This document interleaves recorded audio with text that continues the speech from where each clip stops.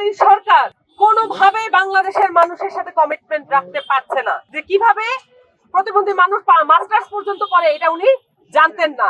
জুলাইয়ের আহত যে প্রতিবন্ধী তাকে পর্যন্ত এখানে রাখা হয় নাই, জায়গা হয় নাই তার।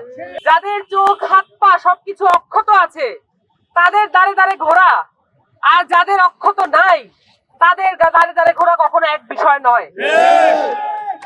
এই যে অসহায়ত্বের মুখে তাদেরকে ঠেলে দেওয়া হলো একটা গণঅভ্যুত্থানের সরকারের মধ্য দিয়ে, আমরা অন্তত এদেরকে পুনর্বাসন এবং অথবা নিদেন পক্ষে একটি চাকরির সুব্যবস্থা আমরা দেখতে চেয়েছিলাম।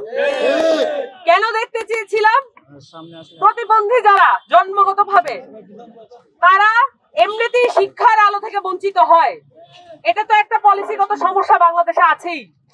যদি ওইটা আমরা সমাধান করতে আপাতত নাও পারি, যারা গ্রাজুয়েট পর্যন্ত এসেছেন, অনার্স মাস্টার্স করেছেন, তাদের সংখ্যাটাই বা কত? এই অল্প সংখ্যক মানুষকে যদি চাকরির ব্যবস্থা করা না যায় তাহলে এটার দায় তো অবশ্যই কোনো না কোনো সরকারের দায় পড়বে।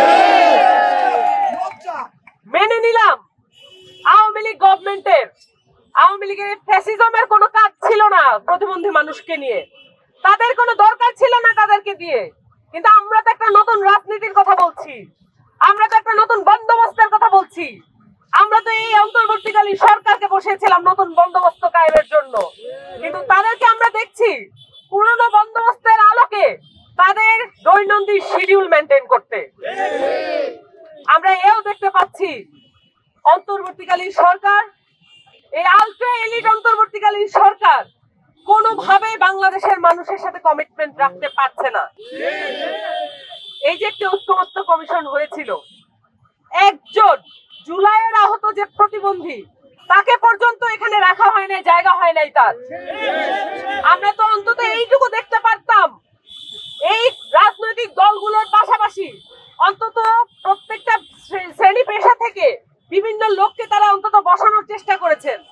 আমরা তাদেরকে দেখলাম যে শুধুমাত্র রাজনৈতিক দলগুলোকে সমস্ত গুরুত্ব দেওয়া হলো, কিন্তু এই যে বিভিন্ন ধরনের মানুষ যারা এই জুলাই অভ্যুত্থানে সক্রিয় ভূমিকা রেখেছেন তাদেরকে তারা জায়গা করে দিতে পারলেন না। এটা একটা রাজনৈতিক ব্যর্থতা, এটা একটা রাষ্ট্রীয় ব্যর্থতা।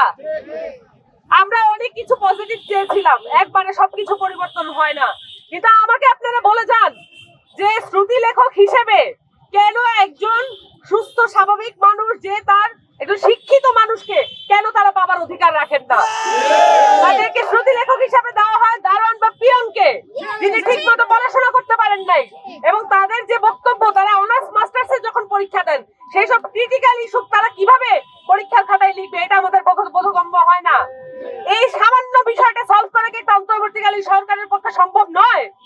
এবং একই সাথে বলতে চাই, শ্রুতি লেখক হিসেবে যারা নিয়োগ পাবে সেটা তো একটা বড় কর্মসংস্থানের বিষয় হবে, সেই সাথে আরেকটা বিষয়, যারা দৃষ্টি প্রতিবন্ধী আছেন তাদের জন্য একটা স্পেসিফিক চাকরির ব্যবস্থা আছে, কিন্তু ওই চাকরিতে কাউকে নিয়োগ করা হয় না।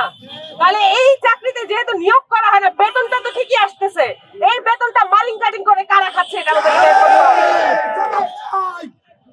এই যে একটা সরকারের আমলে বিভিন্ন জায়গায় শূন্য পদগুলো শূন্য পড়ে থাকে, এই পদগুলো শূন্য থাকার কারণ কি?